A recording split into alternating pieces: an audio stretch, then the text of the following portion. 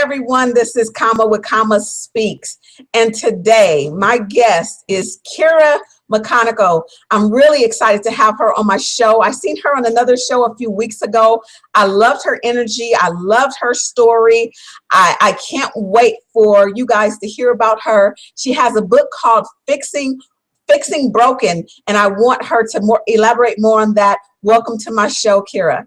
Oh, thanks for having me, Kama. I thank you so much, and I'm excited to hang out with you tonight. Thank you. I'm going to read just a little brief thing on your bio that I have here. I'm not going to read it all. Kira McConico's kingdom assignment is to deliver a movement of encouragement in the moment of despair. Her passion and life's calling is to spread the message of hope to the hopeless and shine a light in darkness to all those who are hurting. And I'm not going to read it all. I'm just going to go down a little bit. As co-owner and operator of Integrity Designs, Publications, and Consulting, Kira uses her degree in digital imaging to create custom corporate identities and marketing collaterals designs. Her work is known across the country with clients in several states. And I'm really excited because if you can, as I said, she does designs and publications. She is a well-rounded woman. She's a woman of God that is not afraid to give him the glory and the honor and the praise for who he is in her life. And that's what makes me even more excited to have her on my show. So once again, welcome to my show, and tell everyone else a little bit more about yourself. Oh, sure. You know, words have a way of making it sound so much more than what we really are. But you know what? I always say that my greatest work is my family, my husband, my children. And so just raising a family in today's society and keep us all focused on God and the things of God is quite a chore in and of itself. Yes. I wrote Fixing Broken in 2014. And it was almost a lifelong goal for me. It came out of a part of my life where I was really hurting from a lot of the things that I experienced growing up as a child when my parents divorced. And what I discovered was that out of that hole in my whole being, I had filled that with so many things that were negative. Mm-hmm. And while I was accomplishing things in the business world, my spirit and the soul of who I was deprived, and it was in a worse condition than I ever thought I would be. And so I went on a journey to really discover my true self, to really get rid of a lot of negative things that I had kind of packed down into the whole of who I was. Mm-hmm. And amazed at the things that came out when I really started being honest with myself and being honest with God, and trying to do all of those things that I needed to do to become emotionally whole and stable again. So that's kind of where Fixing Broken came out of. At first I wanted to just write a book about my family's experience and, you know, what it was like to come from a single parent home, and a lot of the things that I walked through coming from that negative place in my life. It ended me up on welfare, in a domestic violence relationship for several years. I had a drug addiction for a couple of years, and just very unstable in life. And so, you know, the thing about God is we have a way of coming to him and say, hey, God, can you fix this one thing for me? Right. Like, yeah, but what about all this other stuff? And I think that I had really just got to that point with him where I know I needed to not worry about the surface things of my life and not continue to ask him to help me with a job promotion or, you know, help me with my friendships, you know, all of the things that we like to deal with on the surface. But, you know, God being who he is, he was concerned about the whole of who I was. Yes. And I needed to purge a lot of that hurt, and I needed to learn how to live past the things that happened in my past, and then how do I create something positive with my life with all of these broken pieces? And so that's how I came up with Fixing Broken. Wow, and I think that's such a perfect name, because a lot of us, we don't know how to fix broken. And I was kind of writing some notes, and there were some things that you said. You're definitely, and I don't say this to too many people, you definitely don't look like what you've been through, because I know we spoke previously in regards to some of the things you have gone through, but I tell you, the joy of the Lord is just all over you, and you just look like you've been just had this great life, and you haven't been through anything. But what I will say, you said you were honest with yourself. Let's kind of get into that, because I believe that when we become honest with ourselves, then we can look like what we've been through. Because a lot of times what we do is we pass it on to somebody else and say, well, it was their fault why we didn't do this, or their fault why we didn't do that. So how are you able to say, you know what, let me be honest with me, let me be real with me, and let me check myself out? Yeah. You know what ended up happening was, no matter where I turned in my life, all of the arrows kept pointing back to me. I'm the reason why I can't keep a job. I'm the reason why I can't pay my bills on time. I'm the reason why I'm hopping from apartment to apartment to apartment. I'm the common denominator. And, you know, I don't know if it was just maturity or if it was a level of I'm sick and tired of being sick and tired. I knew that God had sent me a good man. And I knew that if I continued the pattern that I was on, I was going to run him off. So that was a part of it. And the other thing was, I really wanted to have a genuine relationship with God. Yes. I did not want to just go to church and sing in the choir and serve in ministry and have all of these great titles, and then it's just a surface thing. I know that there was more to my life than what I was living. And when you begin to make your mind up that you want to have a real relationship with anyone, with God, with your husband, with your kids, you have to look at yourself. And the things that God began to show me was that the reasons why I have this behavior is not just because I'm in sin, because that's the first thing that we want to say, you know, you're in sin and that's why you're eating this bad fruit in your life. You know, just suck it up and you'll make it through. You know, just go to the altar and just pray and lift your hands and God will take it from you. But there are things that God wants us to do in the natural that we have to do and we have to walk out, and it starts with being honest.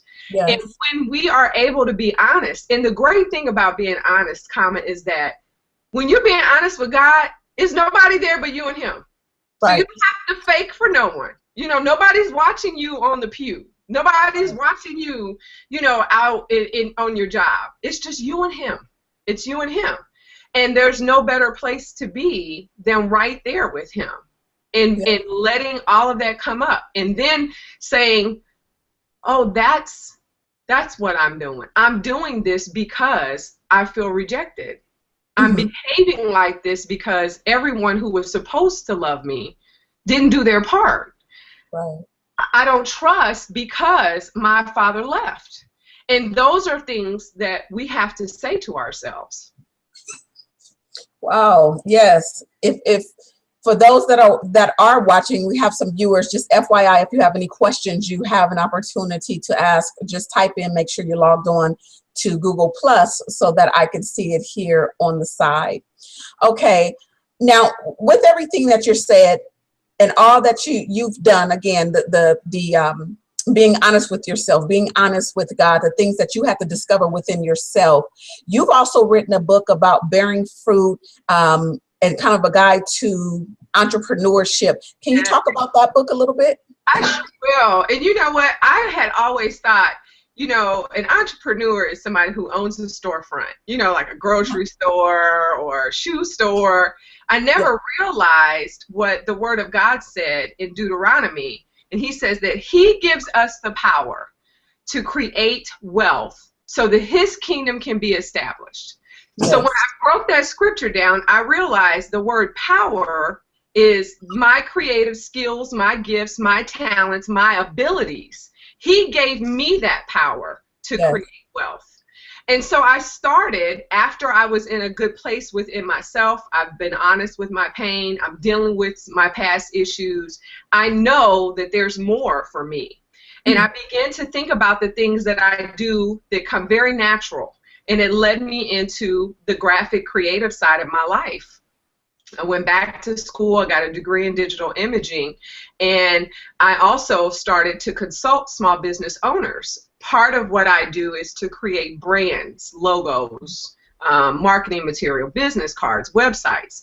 And what I found was that I can sell you a business card, but if you don't have the fundamentals about being in business, you're not going to be in business very long. Right. And as I was consulting clients, I had this little cheat sheet that I would walk them through. What does it mean to be an LLC? What is the difference between a C Corp or a S Corp or a 501c3? And all of those things that we need as a new business to really get started and to sustain our business. What does a financial spreadsheet look like? Why do I need to know what my cash flow? How do I come up with my projections? And so I compiled all of those things, and I created the publication Bear Much Fruit. And a part of that is the natural side of business, and then it's the spiritual side. It's that second half of that scripture. So God gives us the power to create wealth. Why? So that his kingdom can be established. Yes. Those are the things that we have to do as a Christian. So that's the godly approach to entrepreneurship.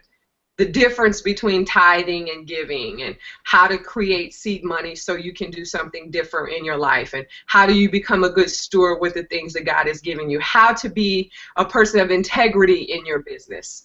And so those are the things that are compiled in that book. And right now it's a download, but I am going to put it in print because I've had a lot of people that just want a hard copy. So that's forthcoming. Okay. No, I just think it's awesome because I push entrepreneurship. I am just 150% in for entrepreneurship. But you said something that was pretty profound to me, because I didn't think about it in the way you just said about the business cards. And like you said, if it's just a business card that kind of, you just have a business card, what's going to be your background? What's going to be your foundation? Because it's great to pass out business cards, but what's next? A lot of people don't understand the what's next part. But what I'm finding, and you can let me know if you run across people like this that are entrepreneurs that are trying to even get to where you are, but they always have excuses of, well, I don't have the money. I can't afford the business card. I can't afford the website, or I can't afford this, can't afford that.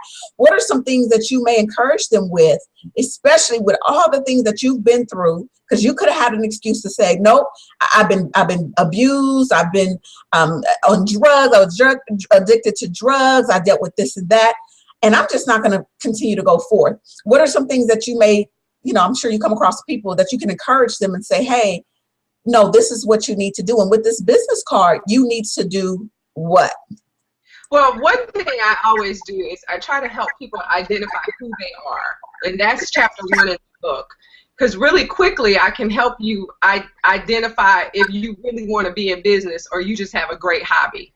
Yes. And so a lot of times we just don't want to work for anybody anymore. So we want to be self-employed. So you can be self-employed and not really be an entrepreneur. So right. I try to help people to decide that real fast in life when it comes to starting a business, because that will eliminate a lot of excuses. Yes. And then the second thing I do is I really try to make someone sit down and do a business plan. And it's so many things out there that will deter you from doing a business plan. They have quick business plans. They have template business plans. You can buy a plan. You can pay somebody to write a plan for you. But my school of thought is this. If you cannot take the time to sit down and think about what you want to do, how you want to do it, and where you want to do your business, you're probably not going to last very long. And right. One of the things that I found is that people who are dedicated to sitting down and doing that business plan understand that their business is far more than a business card. It's far more than that skill or that talent that they have, and they realize, hey, somebody will pay me to do this.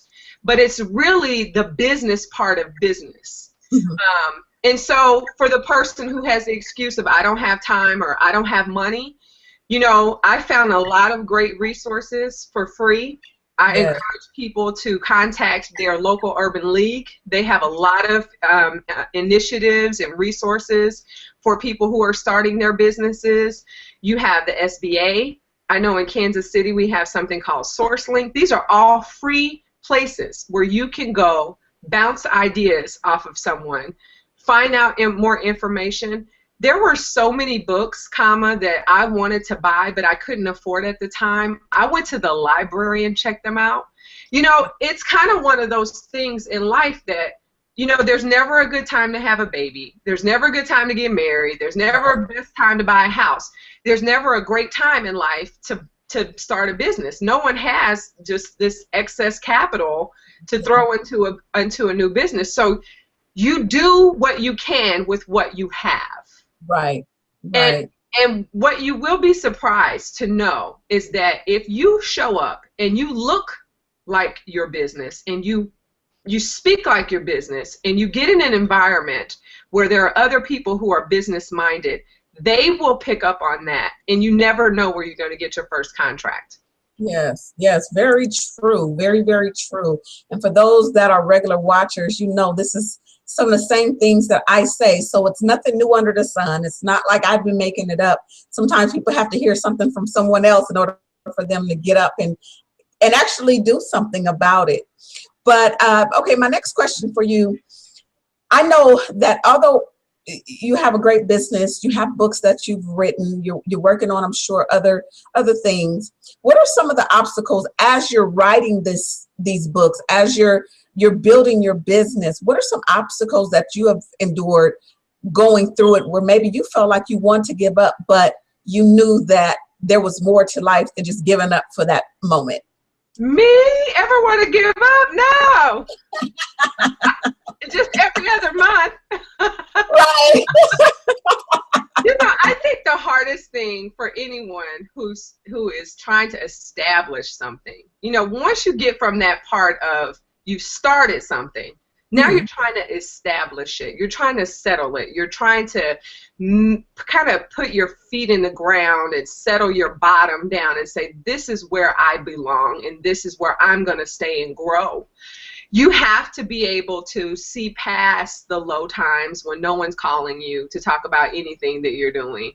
And then you have to also believe that the thing you got from God, remember the power is your talents, your gifts, your skills, your abilities, that He really did give that to you for a reason. Mm-hmm. So when I get in those moments of maybe I should do something else, or maybe I missed it, or you know, no one is responding, I have to remember that my gift is my responsibility to God and it's not to man. Yes. And so if God gave me the gift, then He'll give me the provision for the gift. I had a client when I first started, that had a late billing cycle, very late, you know, so we're not talking 30 days, 90 days, we're talking like months, you know, so I'm accruing all of these invoices, but I felt like I was never getting paid, but I didn't want to walk away because it was good money when I did get paid. Yes. And I remember being so frustrated one time, and the Lord reminded me, He said, I am the one who provides for you. I'm your source.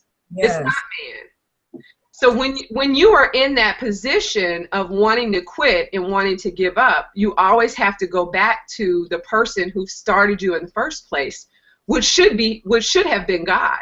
Yes. You know, and when we get our eyes fixed on what it looks like in the natural and what it's not going to be and what man is telling you it won't be and who are you to start something and we already have 100 people talking about that, why do you need to start it?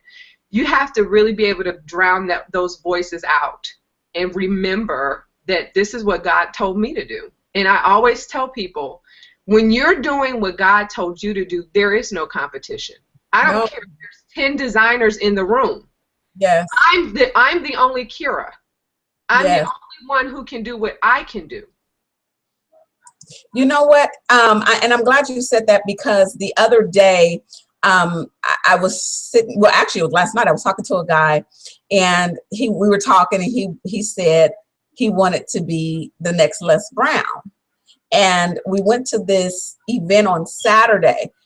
And I don't know if it was him or someone at my table, but I know someone else said, I want to be Les Brown. And I said, no. Oh, I know what it was. It was my Toastmasters group. Somebody said, oh, we're going to call you this and that. It was Steve Jobs and somebody else's name mixed together. He was like, no. And I said, no, he is who he is.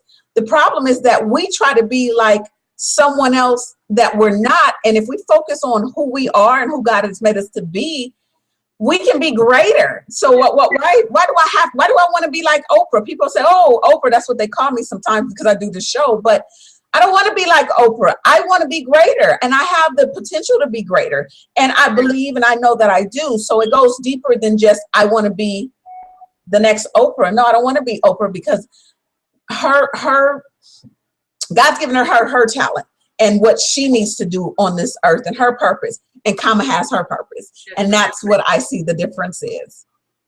And it is. And I love that you brought that up because I hear that a lot, and what I've come to understand is the reason why we like Michael Jackson and Michael Jordan and Madonna and Oprah and all of these people is because they discovered who they were. Yes. So my question to myself when I was in that stage of fixing the broken things in my life is, why am I always trying to be like somebody else? Like, what's wrong with me that I don't want to be myself? Yes. And I had to really look. And again, it goes back to fixing those broken things. Because when we come from a hurting place, we don't see the value in ourselves.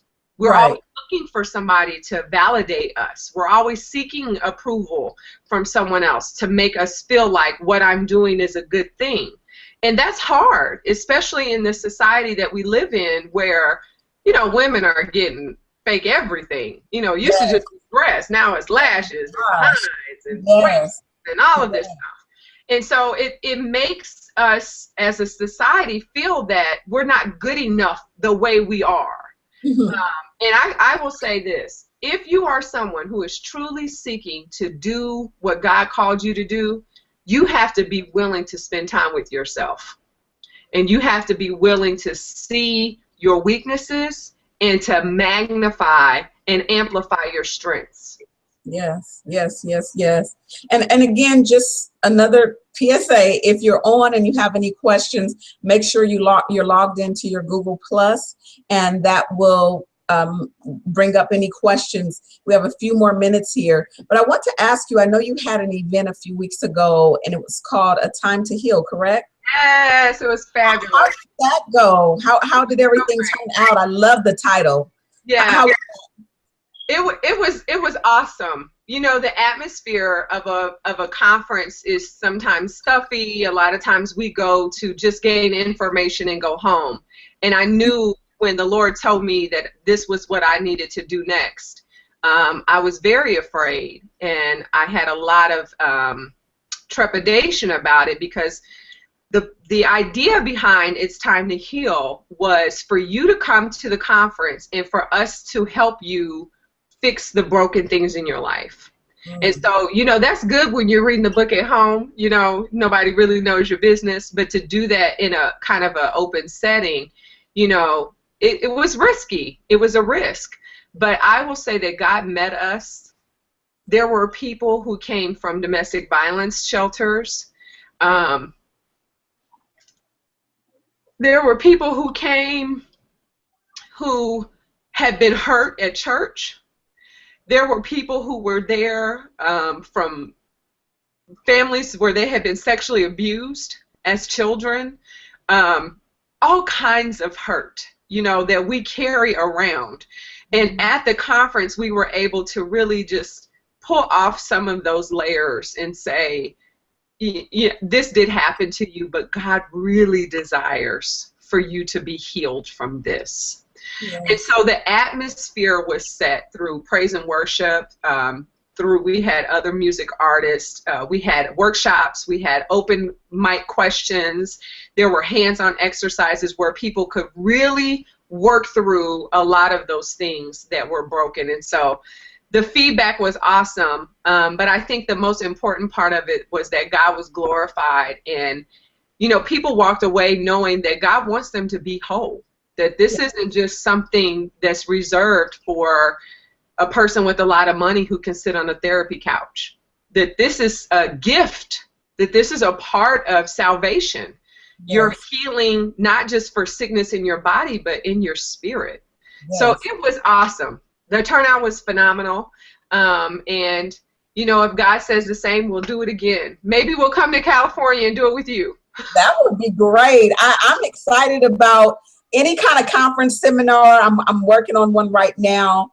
It's going to be a virtuous woman seminar, especially with what's going on in the world today, and all these young women and older women and older women that seem like they forgot who they are as women and who God has created us to be, because we fight so much against our men, and we want to be the man of the house as well and wear the pants in the house.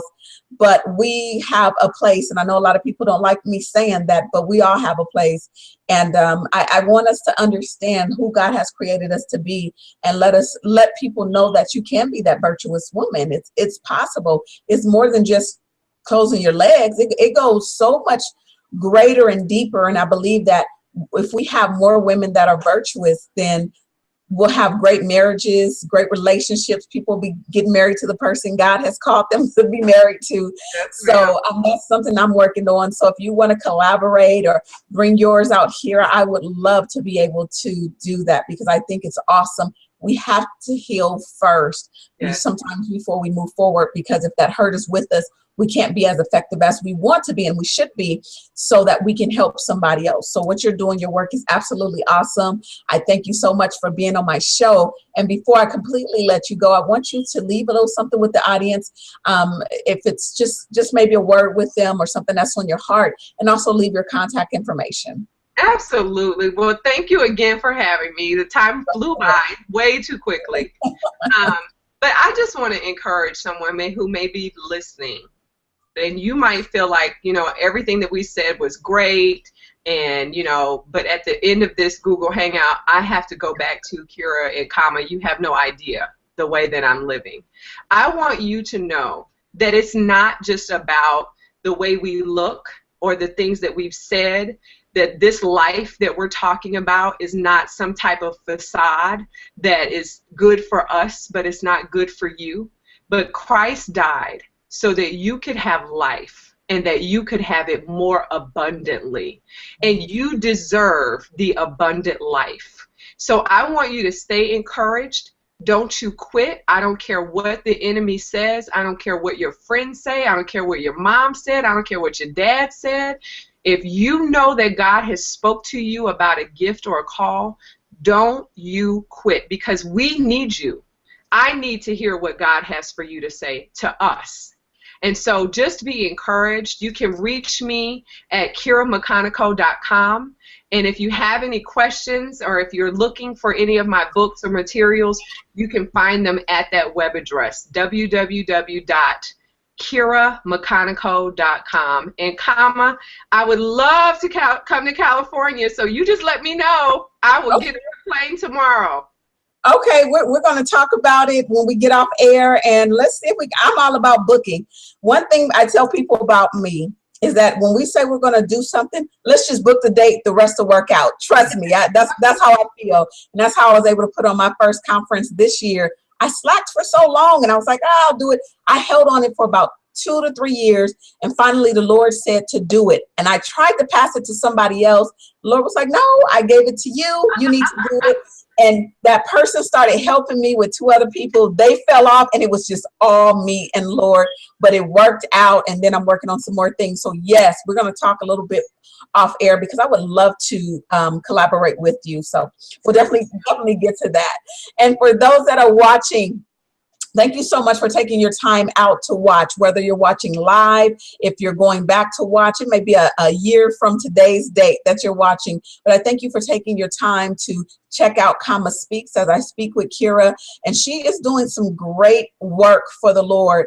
And I like I said, I really love her. I love her energy. I love what it is she's doing. I will be interviewing her again on my Blog Talk Radio as we talk about domestic violence, some of the things she's been through. And as you see, she does not look like what she's been through. So you see that God has definitely kept her very, very well. But it shows you that no matter what it is that you go through life, anything is possible. So don't tell me, oh, I went through this, I went through that, I can't do it. There's people that were dirt poor, but they're millionaires and billionaires. So don't give up on your hopes and your dreams. And if you want to get in contact with me and you want to be a part of the show, you can go to booking@kamaspeaks.com to be a part of the show, or you can just inbox me if you have any questions, or you want me to be on your show at info@kamaspeaks.com. And then follow me all over social media under kamaspeaks.com. And I'm sorry, Kama Speaks. And then lastly, I just got on Periscope. That's a new thing. I'm trying to learn it. I'm on Kama Speaks, so follow me on there as I get acquainted with that. And today is such a great day because I found out that I was elected as the Inland Valley on their board of directors. Inland Valley Association of Realtors Board of Directors, our polls were open for the month of June, and I'm so excited that I was able to get elected. I was voted in, so this is such a great day. I'm so excited. I had such a great guest. So anyway, enough for Kama talking in front of her mouth. There's a ton of stuff I want to say, but thank you so much for those that voted.